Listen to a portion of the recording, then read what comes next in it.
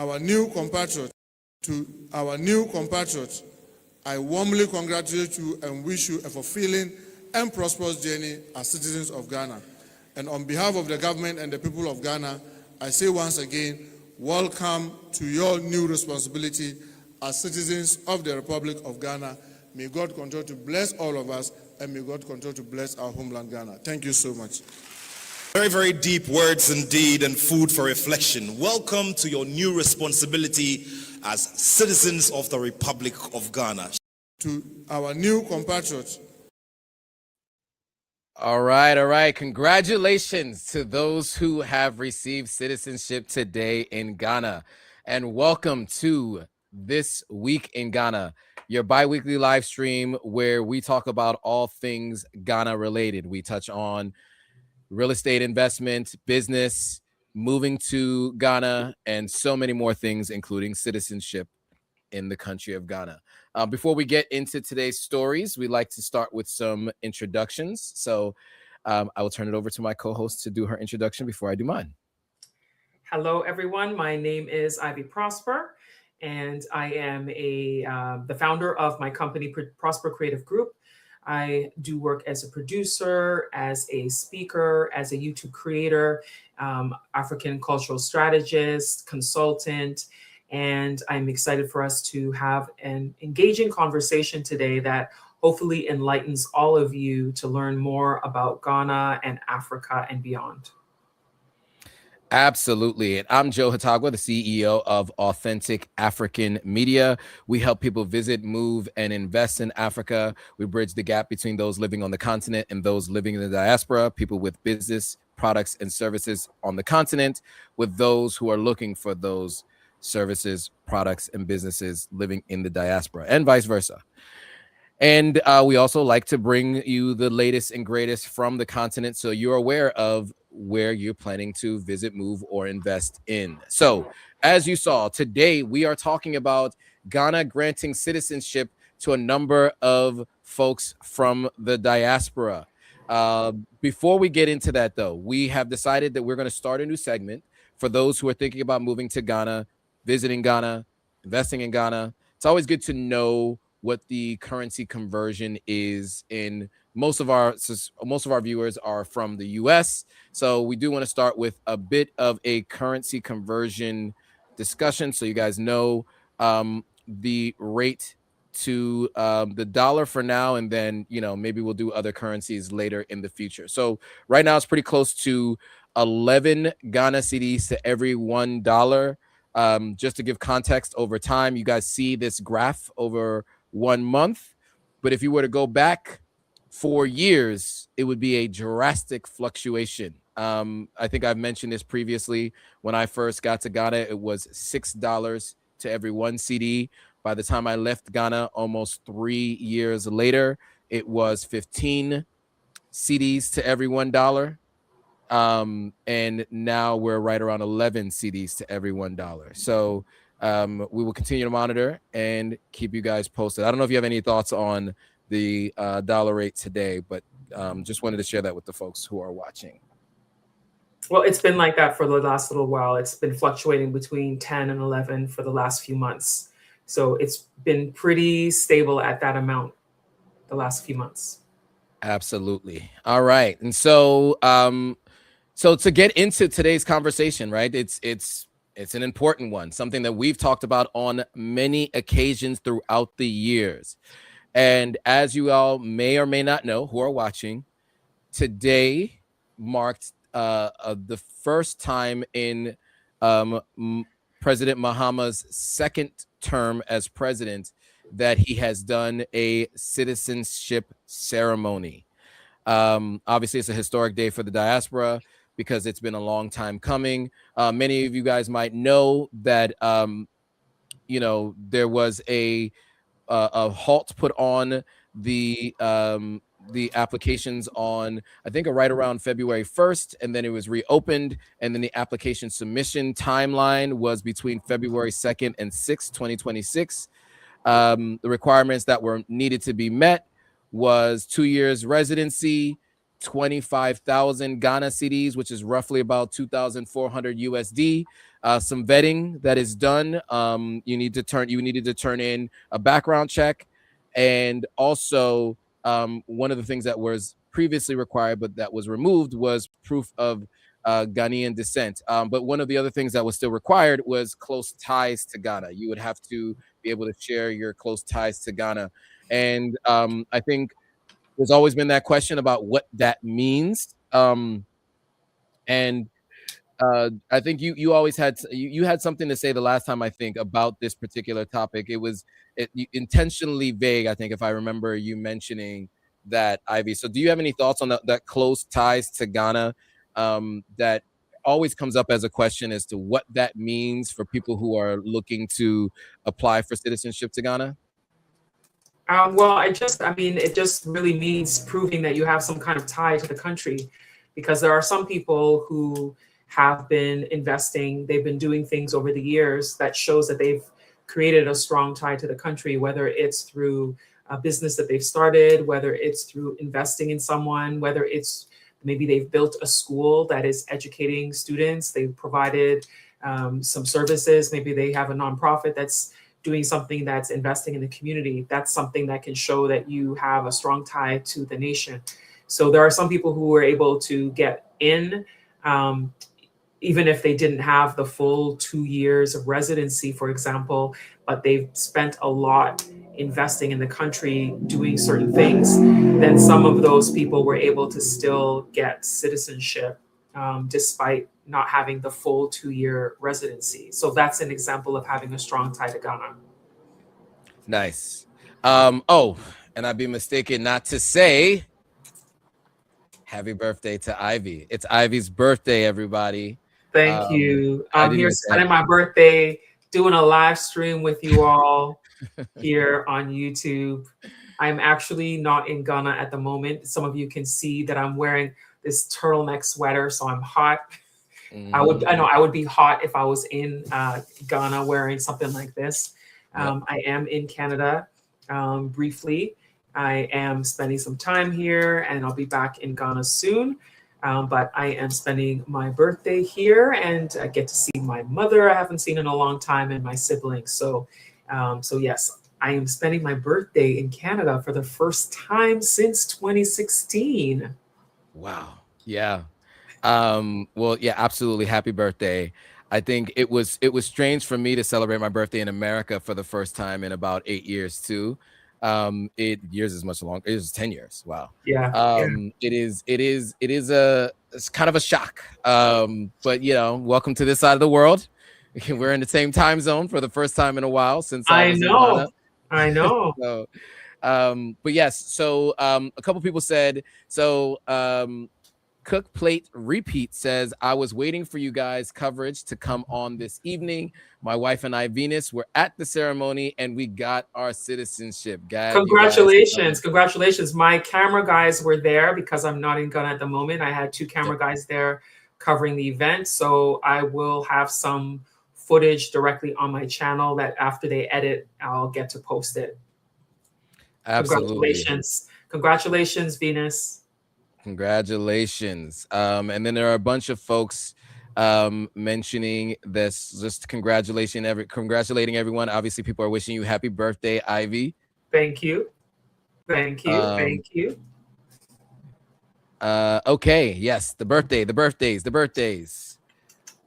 You can gift me. You can give me a gift by supporting me through my through my PayPal or my Zelle. There you go. That's one thing that can be done. That is certainly proof that you have very, very, very strong ties to Ghana. Yes, also direct lineage to Ghana as well, right? For Ivy. So yes, of course. Some folks will be visiting for the first time. Interesting. Okay, cool. So let's kind of get into today's ceremony. So again, this was the first cohort of citizenship. Well, before we get to that, because somebody asked a very important question. What is the Zelle? Do you use Zelle? Yeah, my Zelle is my email is info@ivyprosper.com. So let me put that info@ivyprosper.com. I'm typing it in right now for my Zelle. if you want to give me a birthday gift. I just Mhm. in the chat. Is it in the live chat? I think I put it in the live chat. It should be there shortly. If not, I'll add it. It may have only gone to yours. So info@iv. Oh, you know what? I accidentally put it in our studio chat. I didn't put it in the live there chat. it is. I can copy and paste it. Okay. Let me try to go to let me try to go to the live. Let me go to the comments. I think I was on the wrong screen. There we go. Let me go on the right screen. Okay, cool. Yeah, I think you guys might be shocked at how at Ivy's age, but that'll be a conversation for another time. I was. I went to your birthday party, what, 4 years ago now? 3 years ago. 3 years ago. I went to your birthday party 3 years ago, and I was shocked. Okay, so, back to the topic at hand. As mentioned, there was a lot of talk about this citizenship ceremony, and one of the deterrents for some was the cost. I think Ivy had a conversation with someone recently that the cost was a deterrent, and it was partially the reason why I wasn't able to go, just because I would have had to fly and pay the fee. And if I was already in country, it might have been different for a trip that I was already doing, but it would have been a kind of a last minute flight, so I was unable to do so. But yes, so as I was going to get to, Mahama was the first person from my recollection and from our conversation previously to do a larger cohort of people to get citizenship under his first administration those years ago. And then of course it was ramped up and there was a lot of public relations around the year of return, beyond the return, and people getting citizenship in those years. Many people throughout those years. I don't know how many total. I think it was more than 800 folks, right, over that two terms under the previous administration. Yeah, so it was not to interrupt you. I just want to clarify. It was the first batch was about 100 under President Nana Akufo-Addo. It was 126 was the first group. Yep. And then there was just about 200 in the second group, and then 524 on the third group, and then about 200 on the fourth group. Right. So so that's closer to 1,000. Definitely over 800, right around 1,000 folks. So yeah, 900 and change. It sounds like I don't do math in public, but I think we're in that range. So so quite a number of people got citizenship in those two terms under Akufo-Addo. So I'll be interested to see what those numbers look like for today's cohort. Those numbers haven't been officially released as of yet. Some people are reporting some numbers, but I'd love to see what numbers the government of Ghana puts out. So today's ceremony was live streamed on Facebook, and I can share the link here in the chat. I mean, obviously don't go watch it now. You can watch it after the live stream. But you know what? I'll put it in the description afterwards. You guys can go watch it after in the description. It'll be in the YouTube descriptions afterwards if you guys want to go watch the live stream. And there were a couple of different speakers. I was in and out of watching it. Ivy watched some moments from it as well. And I saw a couple of different things, right? There was some conversations about the responsibility of becoming a citizen, right? There was some conversations about the shared history and talk about the slave castles in Elmina and Cape Coast. There was some conversations about the idea of the slave trade itself and it being officially recognized as the worst crime against humanity in history, and a number of other conversations around the diaspora being the 17th region. Right, Ghana has 16 regions. Yeah, Ghana has 16 regions, and they've said that the 17th is the diaspora. Yeah. So the diaspora being the 17th region, and so we're gonna get into some clips from some of the speeches from today, give our thoughts on it, and and then we'll go from there. So you guys heard the first speech, just welcoming people and talking about the responsibility of citizenship. This next one is from the man himself, KOD. The next two will actually be from KOD, and he is the person running the Office of Diaspora Affairs. His official title is Director of Diaspora Affairs, Office of the President. And it's Kofi Darko. How do you pronounce Kofi Darko? Oh, yeah, Otre Darko. I always have a hard time with those Ghanaian names. I'm working on it, folks. Okay, so he goes by KOD affectionately. So we'll play this video from him and then have some more commentary right after. Is more than a legal designation. It is an embrace. It is a recognition that identity can stretch across borders, yet remain anchored in heritage. For many of you, the path that led here was guided by ancestry, by cultural memory, by a quiet but persistent sense that somewhere on this continent, that was where it all began. Today, that history comes full circle. Ghana is not welcoming strangers. Ghana is receiving family.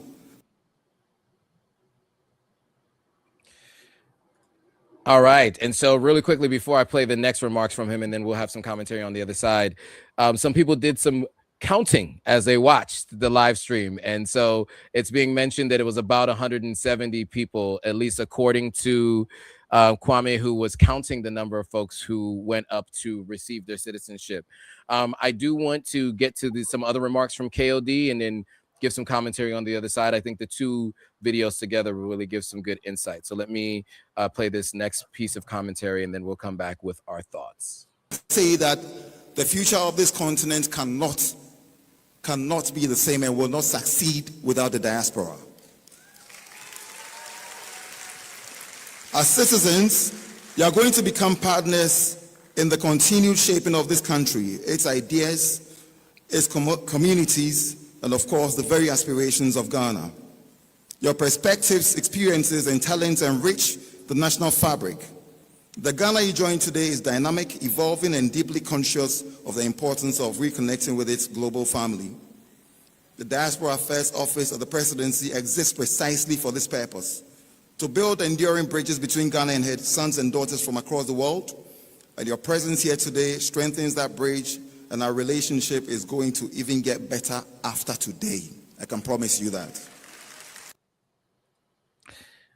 All right. So, Ivy, any thoughts on the discussion of the shared heritage in this first clip, and then in the secondary clip, just the discussion about how the diaspora is going to be required to help really get Africa back to its rightful place on the world stage, and how it's a collective effort? I mean, it's definitely a collective effort because people coming from the diaspora have a set of skills that maybe people on the continent may not have had access to certain things. So it's a natural collaborative type of effort. Mm-hmm. And I think that people who have made the decision they wanted to become citizens already feel a sense of responsibility when they come here, because most of them come and they have a dream, they have things that they want to do, things they want to invest in. So I think it's already a natural inclination. It's not something that you have to actually tell people to do, because in order to be here on the continent, there are certain things that are necessary. You have to have a certain drive, because things don't happen in the same systematic way that they do in North America or in Europe. So I think that just the natural way of doing things, people will contribute. They will have an effect. Yeah, absolutely. I agree 100%. And, you know, I think, as you mentioned, there's like a natural inclination to do so, right? Many of the folks who do get citizenship, you know, are looking to do things that are going to help, you know, progress things. I mean, one, for some people, it's because they want the environment that they're going to be living in to meet to be comfortable, right? And then two, because, you know, many people who are looking to come back to the continent are about the idea of Pan-Africanism and about our collective growth and collective economics, right? These are conversations I've had all the time when I spoke to not only diasporans, but other Africans living in Ghana. I always found that to be interesting, to find that there were other Africans living in Ghana who had the same mindset as the diasporans that were living in Ghana. I have a good friend who's Nigerian, another friend who's from Zimbabwe, another one that was from Cote d'Ivoire. And those were the kinds of conversations we would have. We would talk about, how do we all take advantage of the what's in front of us, and not only have those who are not of African descent be the ones who are running the major businesses, who are employing our people, all of those kinds of things. And so I do think that it's absolutely a collective effort, and I think most people are already thinking about that as well. Some people are looking for a way to escape. Obviously some people are just sick and tired of being in the Western world. And so that is happening as well. But in general, depending on, their means of income, just by the nature of them being in country, there's at the very least the opportunity to hire people for different things. I didn't realize how many times I was going to have to hire different people for different things that never even crossed my mind. Hiring a plumber, hiring an electrician when I was living in Ghana, because I didn't have hot water in my apartment. So hiring a plumber to install hot water, going to Palace Mall and buying the hot water heaters from from people who who are employed Ghanaians working for a company in Ghana, and being a part of the economy. So these were all things that you might not think about very specifically when you're deciding to make the move, but these are all areas of the economy that you impact just by being there. And even one other thing that I did is, a friend of mine who came with me was like, look, if you're going to be shooting content, you should also give back, right? You shouldn't just be taking. So the very first New Year's Day that I was in Ghana, we passed out 150 meals in collaboration with it's a video on YouTube, very early on in my YouTube career.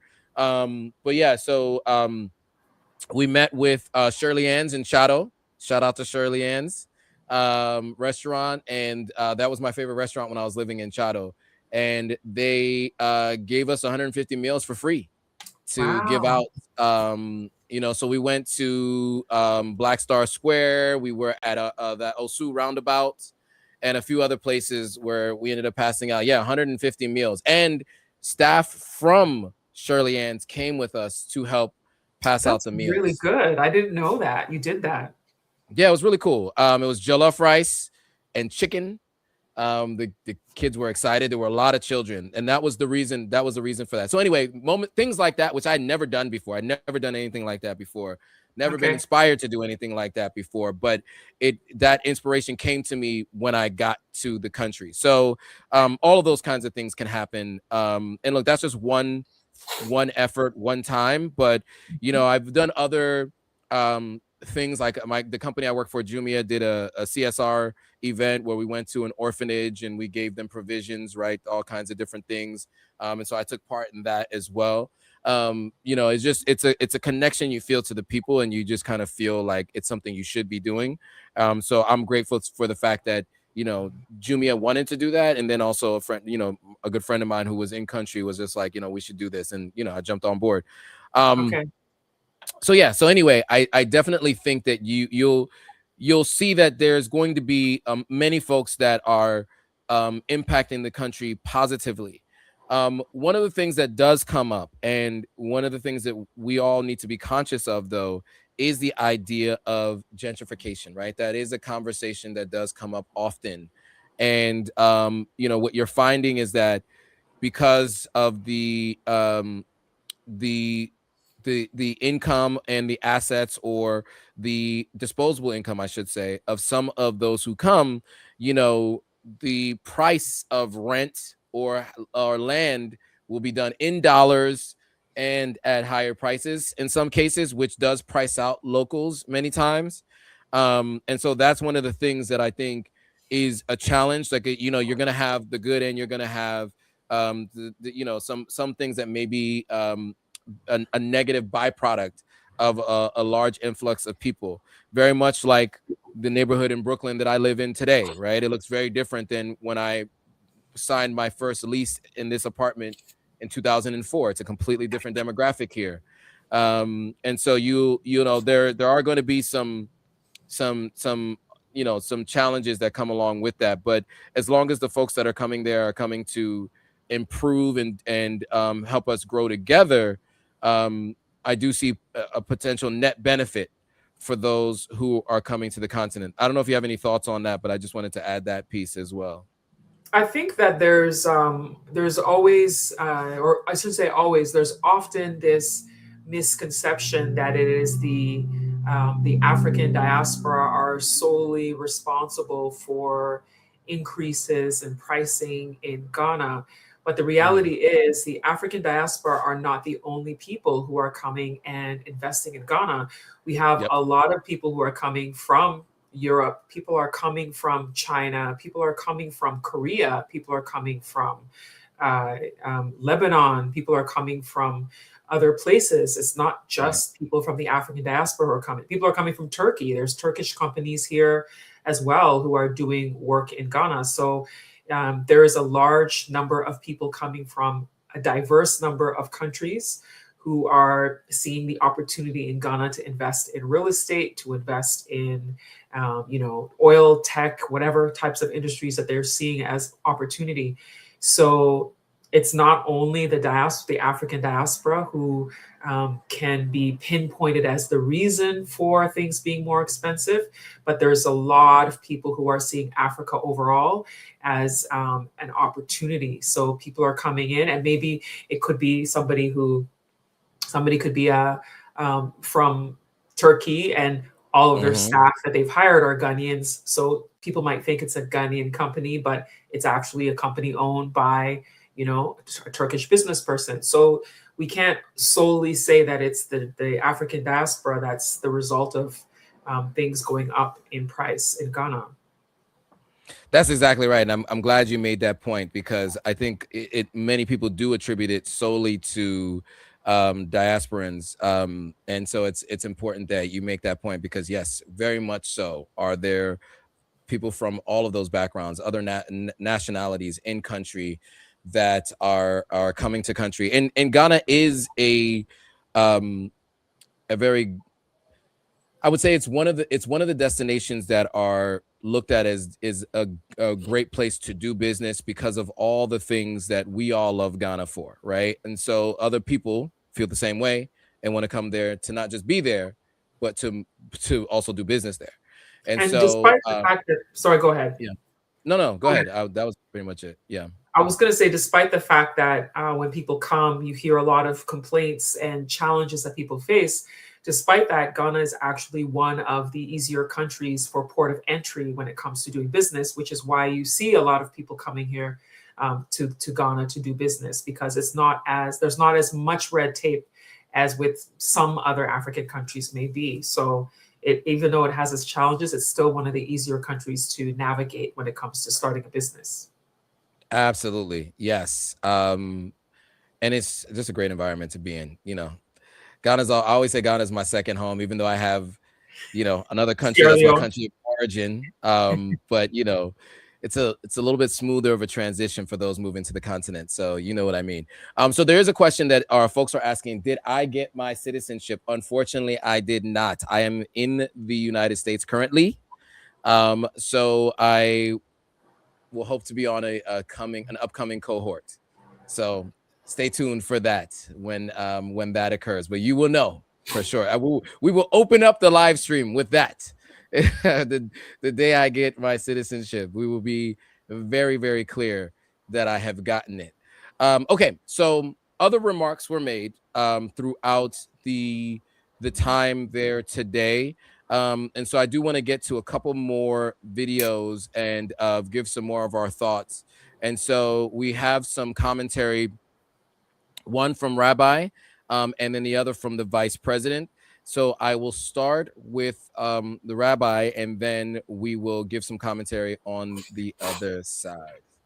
The one who bears the black star in her flag, the one who has held up the black star, the one who has been the champion of Pan-Africanism, tonight is performing another great feat in history, has performed another great act in history. And all of those who have been recipients of that, let us raise our voices on high as the heavens, to give thanks once again for what has been performed here today, to give thanks and honor of appreciation to what has been done here today, and to pledge also, along with our Pledge of Allegiance, to pledge that we will continue to fight, continue to struggle until Africa is free, until Africa is united, and that all of her sons and daughters are welcome home to Mother Africa.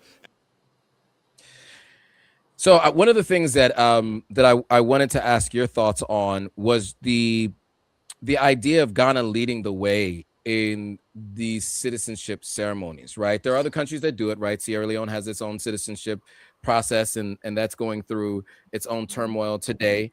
But Ghana really, just in terms of the numbers, it's unprecedented, right? So any thoughts, and especially since you kind of seen this evolve since it first began, really, in terms of these large numbers, because you were there for this whole thing.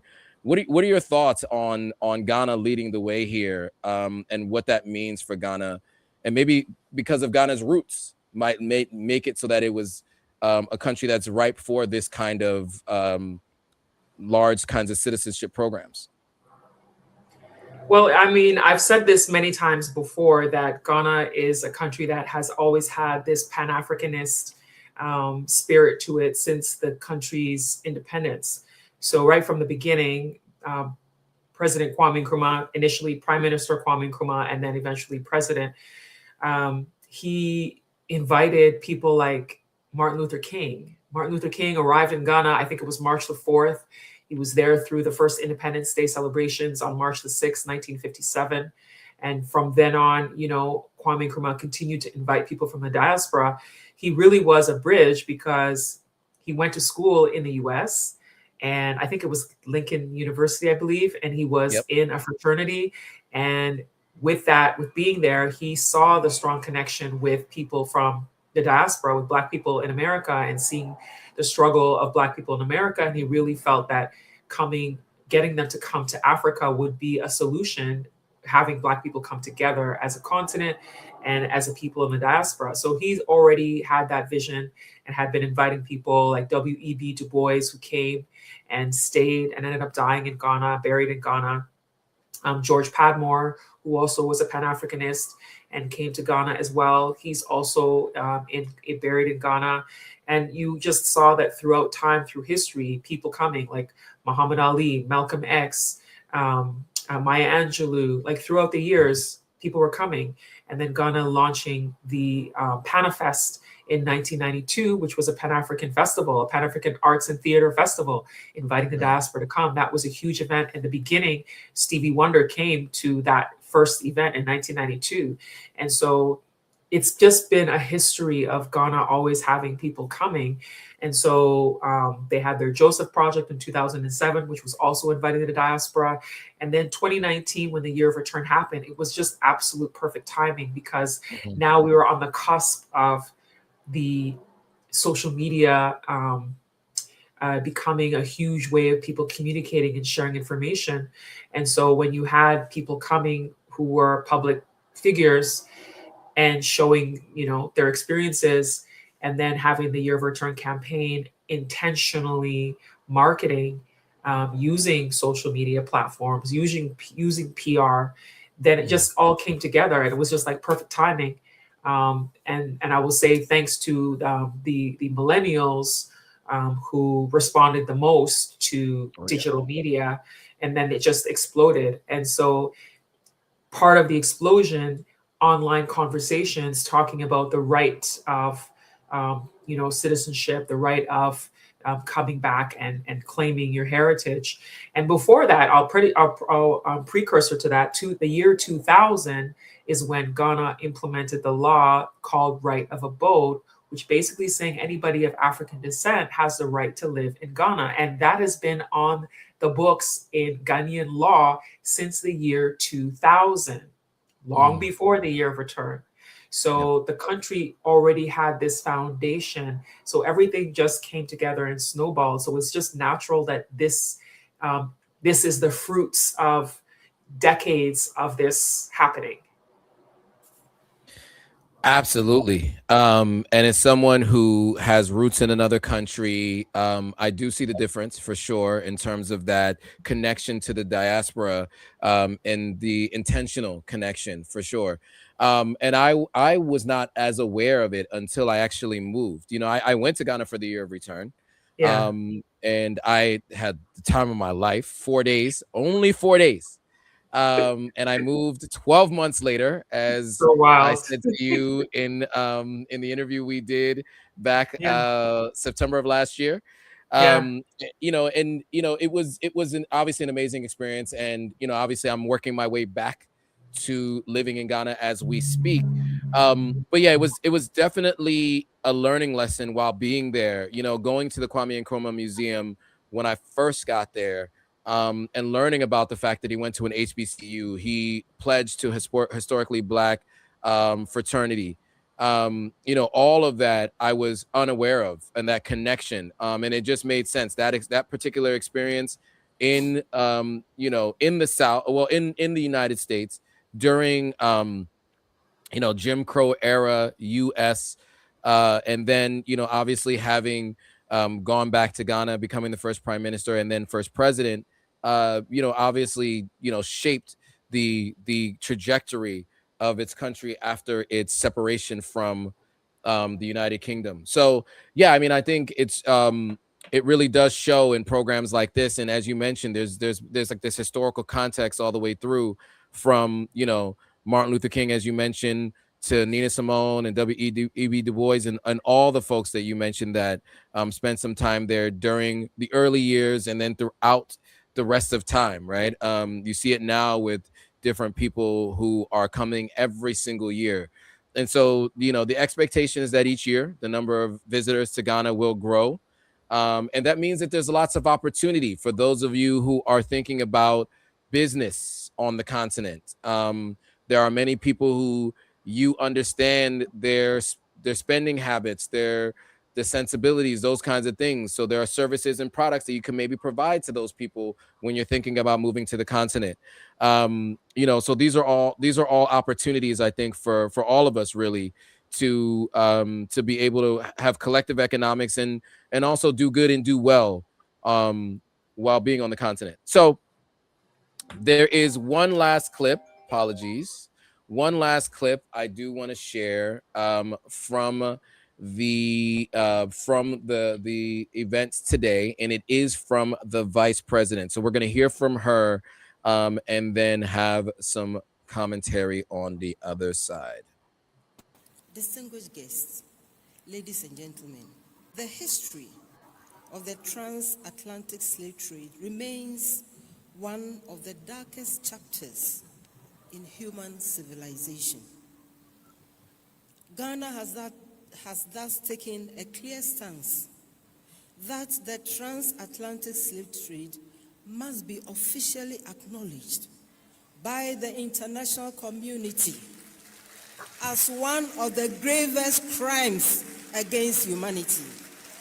President Mahama's government is leading efforts at the United Nations to secure that recognition, not as a symbolic act, but as a commitment to truth, a commitment to remembrance, justice, and restoration of the peoples of African descent everywhere.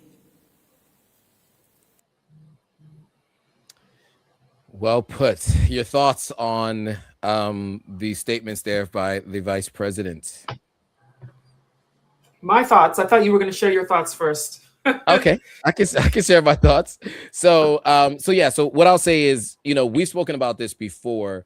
One of the things that is happening at the already recognized by the African Union, now the plan is to take it to the United Nations, is to recognize the transatlantic slave trade, or others have called trafficking, as the gravest, or one of the gravest, crimes against humanity. I think that goes a long way to, once you call it that, put it on paper, you can then begin to start talking about how do you reparative justice, reparations, for example.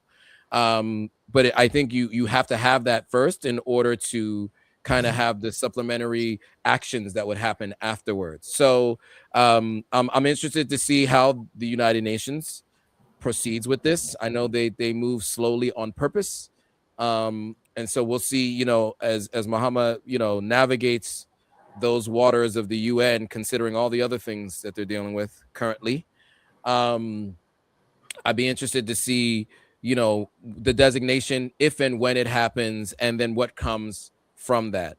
But also one of the pieces, as I mentioned, is looking for potentially reparations. And so figuring out what that looks like and who gets it and all of those things, I think, are going to be the details that have to be worked out. But the acknowledgement, at the very least, needs to happen. And so I'm looking forward to seeing that come to fruition, and then what comes from that. Your thoughts? Well said. Well said. I do think it's a conversation that has a lot of people who question African countries, and this is you know, some controversial stuff, but there's people who question African countries when it comes to topics about reparations, because I know that reparations has come into the conversation as well. I agree with the concept of getting it recognized as one of the greatest, or the greatest, crime against humanity, is how he had framed it when he spoke. I do think that the question about reparations is the challenge, because there are people in the diaspora, you know, the African Americans, who their ancestors were the people who ended up on that end of the world and ended up slaving away, building that country. And rightfully, the request about reparations, because you hear about other countries who people have been given reparations, but the Black people in, you know, in America, or in, you know, even in Brazil, I mean, there's Black people there who helped that nation as well. And you don't hear about actual reparations for the people when they were taken there and they were the foundation of building these nations. So I think that the challenge is, if you want to talk about reparations for Africa, because I know that that conversation has been put on the table, when it comes to Africa, the colonization that's happened here is also a very serious issue, because there are things that were done here while things were done over there. The things done here were different than how it was handled on that end. And there are effects, you know, huge effects on both sides. And I think there's different ways to approach it. I'm not somebody to say I'm an expert to say how to approach handling the situation with Africans. I do think things like, you know, removing the control that you see, like how France has had control over a lot of the French African countries, like finding ways to break that, to break free of that, and to be able to have their countries still have some kind of foundation to continue to operate on their own. I think there's ways that those things can be explored, but it's a very complex conversation, very complex. But I do think that it is a step in the right direction to even start having these conversations. But we'll see what happens, because you're right, the UN moves very slowly. At the end of the day, it's trying to appease all countries, and we'll see what happens. Yeah. Absolutely. And just to the point that you made about the CFA franc, right? A friend of mine just got to Mali and told me that the CFA franc in Mali to dollar rate is like 55,000 to 1. You know, in Ghana, we just talked about how it's about 11 to 1. Yeah. In Sierra Leone, we always complain about how, you know, we had some remuneration, but it is 22,000. So sorry, it's 24 to 1, right? So just, you know, just looking at 55,000 to 1 is pretty aggressive. Now, I mean, that may have been an exaggeration of a number, but at the end of the day, it's very, very, very, very, very high. And I know that Mali has been working on, you know, they've been under sanctions by the US government and working to get out of that and build out their economy and to move themselves off of the franc.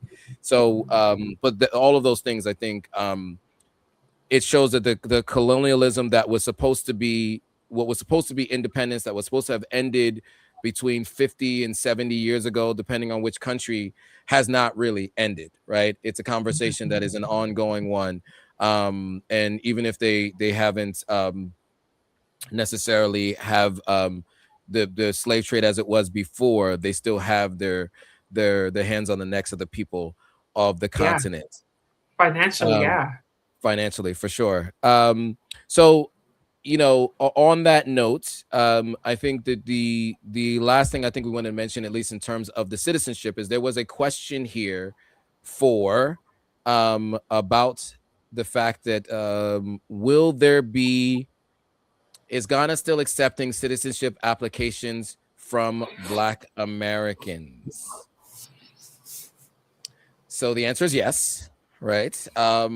They did mention this even when they opened it back up, that they understood that not everybody was going to be able to get in from that window, so that the applications you can continue to apply. I guess you would call it rolling applications. And so applications are still being accepted. Any additional thoughts on that piece? To that question? Applications are still being accepted. That's it. They're still being accepted, but you do need to come to the country. You can't just be away. So if you're here, then I always suggest that people get involved in diaspora organizations, because a lot of this information is shared through diaspora organizations. Now, when I say that, what I mean is people who are members of the African American Association. Since you're asking about Black Americans, then let's say you join the African American Association, and the president of the African American Association gets information directly from the Diaspora Affairs Office when they're opening up the next citizenship group. And then the president sends a message to everybody who's a member in the African American Association to say, hey, there's a citizenship coming up soon.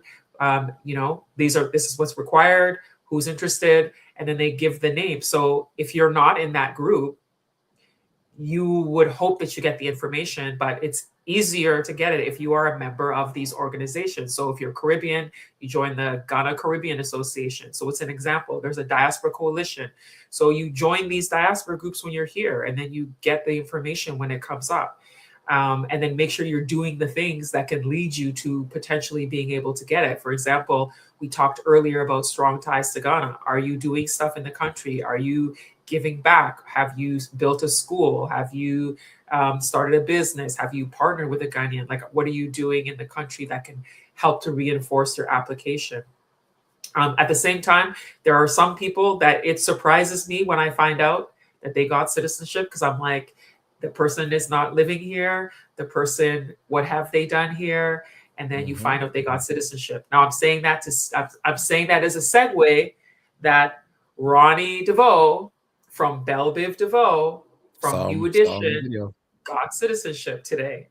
So I don't know if he's been doing anything investing in the country, because this is my first time seeing him in Ghana. He may have come before and I didn't know, but he arrived in Ghana recently with his family, and he got the citizenship today. I was like, oh, he got citizenship. So that's another example of somehow, some way, some people end up getting it, even if they're not here all the time. So you just never know. Yes. I mean, I think every country, not every country, but many countries use citizenship as a public relations tool. It's true. There were some other folks in the previous years that people took issue with. I won't call out any names from the previous years. But like, just think Love and Hip Hop and other places. People who were on different TV shows who people spotted in those citizenship ceremonies. And I watched the video, and definitely he was called out as someone who was there prominently as a celebrity in country. You know, there was definitely a good amount of camera time on him.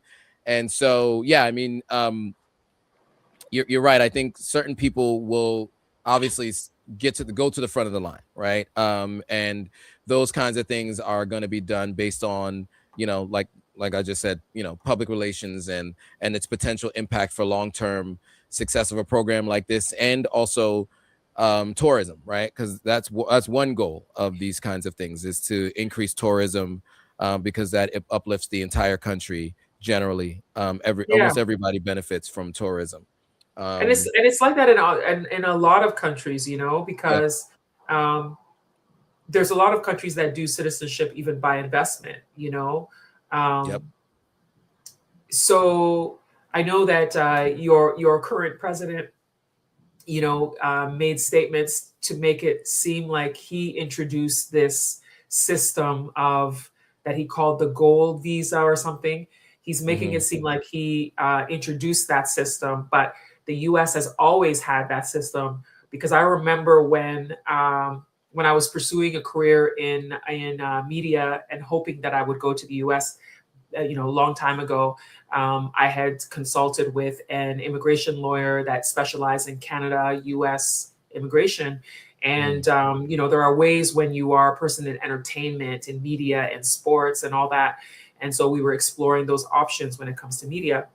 But she said to me, by the way, if you have $1 million, you can actually just pay and get a green card. And I was like, what? I'm like, I don't have $1 million.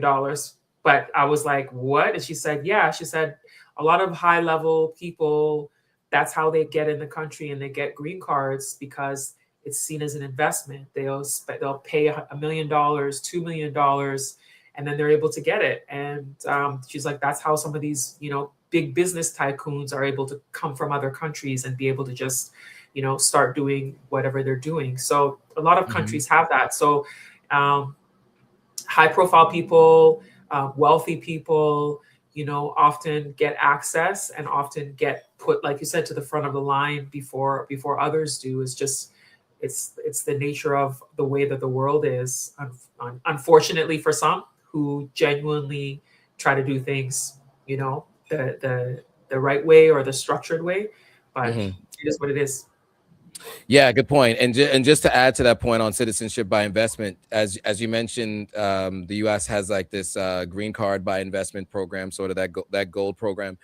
The UK has had a program. I mentioned this previously under Tony Blair. Tony Blair was the Prime Minister of the United Kingdom throughout some portion of the 90s. So a lot of African leaders and others got citizenship in the UK during that time. And there are a couple of countries on the continent and in the diaspora. I got a video about this coming out soon. St. Kitts has from the Caribbean. Yes. St. Kitts has a program. There's a few countries. I don't want to try to name them all. I think Grenada does too as well. I think Seychelles has one. Seychelles, I think, does too. I know for sure Botswana's about to launch a citizenship by investment program. Egypt has a citizenship by investment program. Sierra Leone, 140,000 if you're non-African, 100,000 if you're African. And Sao Tome and Principe are all countries in Africa that offer a citizenship by investment program right now. So, and let me tell you, the people who are getting citizenship by investment are not of African descent, to be very clear. Many of them are from other nationalities. I will say, at least with Sierra Leone, they're offering two versions of it. It's very controversial, but they have the $100,000 versions for people of African descent, and then they have the $140,000 version for those who are not of African descent. And you have to be able to prove it by taking a DNA test. Not to get mixed up with their citizenship by accession, which is a different program that's been on pause since last year, which was more like $4,000 or $5,000 around that amount to get citizenship in Sierra Leone. But yes, there are citizenship by investment programs in many different countries. The Caribbean has a few countries, and of course, across the continent of Africa, there are a few as well. All right. So, okay. So I know we are over time. We were at time. We were planning to discuss another topic, but I think this one was a needed and timely one. Luckily, we had some videos to be able to react to, so you guys got a chance to see a bit of what the ceremony was like. Again, check back in for the YouTube descriptions. You guys can all head over to YouTube, go to Ivy's channel, my channel, and you can catch the live stream in our descriptions. I'm going to send it over. I do want to talk briefly about the events that I went to here in Canada. Okay, yes, absolutely. I didn't know if we had time. So, you're here. It's 6 p.m. where you are.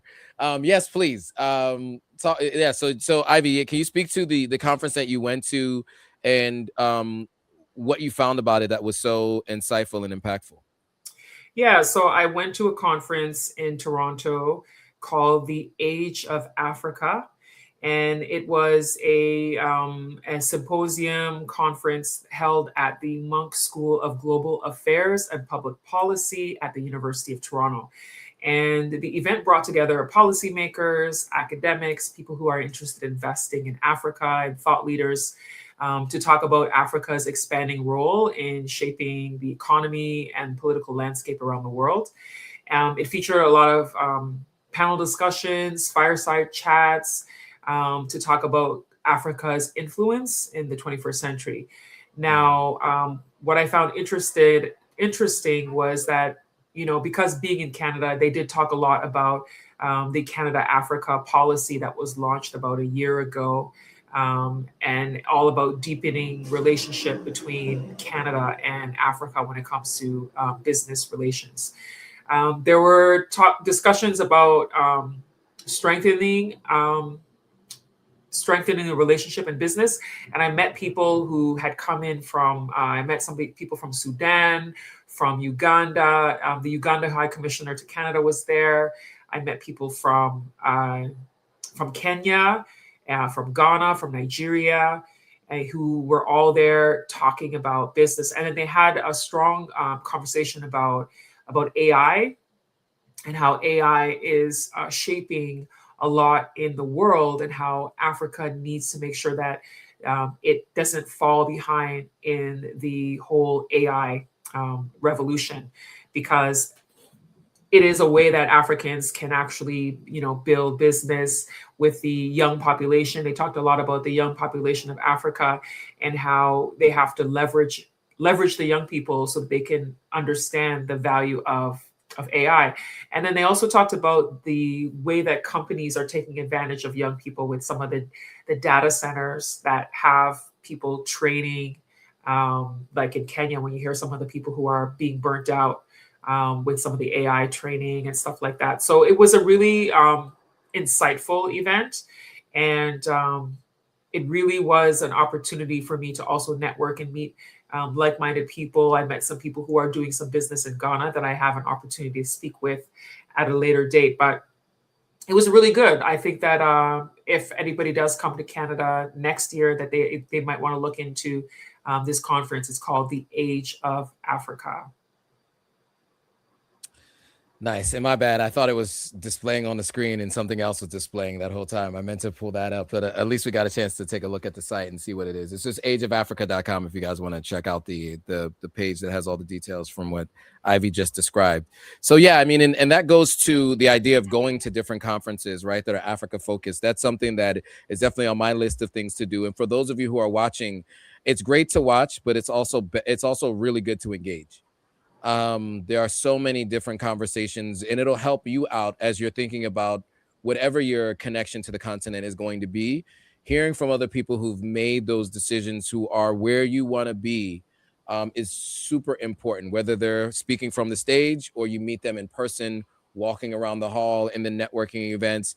I can't tell you how important it has been for me to go to these different kinds of events, to meet different people that have led to different partnerships, relationships, all kinds of other things that have come from going to these events. So definitely recommend, if you're in proximity of any of these kinds of events in the UK, if you're in the diaspora, the UK, the US, and even if you're on the continent, there are many events like this. You may not feel like getting up and going out that day. It might be after a day at work, whatever, but generally you won't regret it if you go with an open mind to hear what people have to say and also learn from those who are doing what it is that you're looking to do. Yeah, and it's very important, especially if you say you want to live in the African continent, to get an understanding of what's happening with politics, with business, with what opportunities are happening, and then also who you can connect with and network with to do any type of business that you're looking to do. Exactly. Any final thoughts on the conference or this conversation overall? Oh, I think the conference was very, very well done. I only had a problem at the end with food, but other than that, it was a good conference. I think that, today is just another example of the fact that there are people who are still very much interested in coming to Ghana and to other African countries, despite some of the challenges that we saw earlier this year with the way the citizenship process had some changes, some drastic changes that happened this year.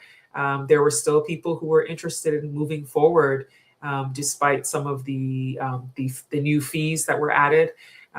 People still really wanted to participate and be a part of it. So it didn't stop. It didn't stop some people. Absolutely, yes. There's a clear sense of belonging and a connection. And I think Ghana has been great for being that bridge and leading the way. I'm excited to see how, over the next 10 to 15 years, how things continue to transpire and these kinds of programs continue to grow in the next administration and whoever else ends up in power. And then also looking forward to I myself getting citizenship in Ghana eventually. Yes. The time is coming. We'll just be on the lookout, guys, for my announcement when it eventually happens. And so with that, of course, make sure to follow Ivy across all platforms. It's Ivy Prosper across everything. So pick a social media platform. You will see her there. You can also follow me and what I'm doing at Authentic African. It's going to be different iterations and versions of it, but on Instagram, it's Authentic_African. On YouTube, it's just Authentic African. On TikTok, there's 2 underscores between Authentic and African. And then on Facebook, it's The Authentic African. I know the name we're taking, so you just gotta, but you'll find it. You type in Authentic African, you know the logo, you will recognize it. Yeah, come find me. And for more content like this, we will be going live every other week on Monday at this time to discuss all things happening in Ghana. So stay tuned to both channels for these conversations and so much more. Ivy does a lot more other types of content, as do I. But this is the one thing that we collaborate on regularly. So please come join us every 2 weeks and share this with anybody you know who's thinking about moving to Ghana, who has any considerations on traveling, or even potentially even doing business or investing in Ghana. This is going to be the live stream that'll be really useful for them. If you haven't already, hit that thumbs up so that the algorithm knows that you guys found this useful and helpful. And then, of course, subscribe to Ivy on YouTube, subscribe to Authentic African on YouTube, so that you guys can be notified. Oh, and hit that notification bell and hit all so you're notified every time a new video comes out. Yes. And so with that, one other way you can also support the channel. Ivy, can you remind them of because it is Ivy's birthday, so let's give Ivy a present for her birthday. Head on over to, where do you want people to go? Zelle? Is that the best place, since that's what you shared earlier? They can do Zelle. They can do Zelle. So let me type it in the thing again. I made a mistake earlier. I had a typo, so I'm typing it right now. Okay. For Zelle, it's info@ivyprosper.com. And then for birthday gifts, you can also do PayPal. I'll put the PayPal link there. Okay. So you can send your support for the birthday. There you go. It's in the chat. I put it on did you see it there? I do see it. Yes, both PayPal and it only went to YouTube.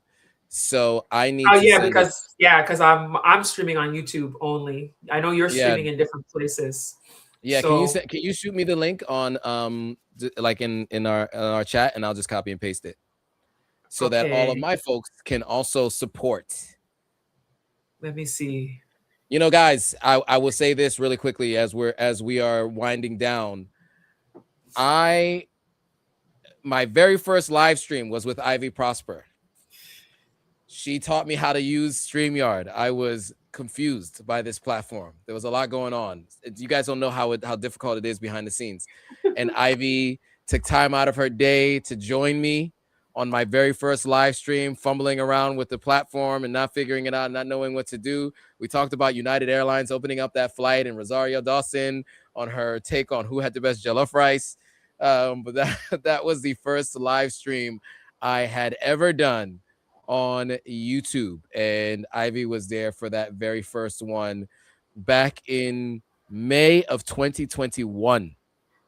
What? So yeah, That that's long already? it has been that long. It's crazy. Yeah, because Wow. I started the YouTube channel in February 2021, and I had gotten some advice to go live, and so the first time I was eligible to go live and was ready to go live was in May of 2021. So yeah, Wow. yeah. The So time that has long, gone so fast. We're in 2026 now. I know, it's crazy. It's crazy. So yes, thank you to Ivy, because I've gone live over 250 times, something ridiculous like that. That's insane. Um, and so, you know, she helped me start this journey of That's these live insane. streams. So I just wanted to give you your flowers on this birthday of yours Thank for, you you. know, helping me get this thing started. Okay, cool. So I also added, you know what? I put it in the wrong place. I did what you did earlier. let me add it. So if you guys want to support Ivy for her birthday and you want to thank her for helping me as well, for those of you who follow me, and if you find these live streams useful, that in large part has to do with Ivy's help getting me up and started so I can feel confident and comfortable going live every week. So You're you can doing support. great. I have to say, I have to commend you, Thank you. how well you've done over these years of doing live streams consistently. You are the most consistent doing live streams, and people don't realize how difficult it is to do a live stream. People think it's easy. They just watch you and they're just like, you know, it comes easy. People watch, you know, even gamers and streamers that people like, and they watch them and they think it's easy work. But to be constantly talking and engaged with people and reading people's comments and filling dead air time, it's a real skill. It really is. And I commend you for being consistent for this many years. Thank you. I appreciate it. And yeah, I echo all your sentiments on the difficulty. It is difficult. But yeah, I appreciate all of you. So somebody's saying inquiring minds want to know, Joe, what is the question that you have, Elder? What is it, Eldercraft? What's it? Eldercraft 0021. Is it something I should be reading out loud? Let me see.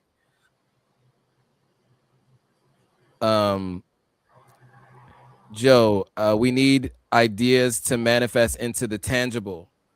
Is that what you want to know? Manifest into the tangible?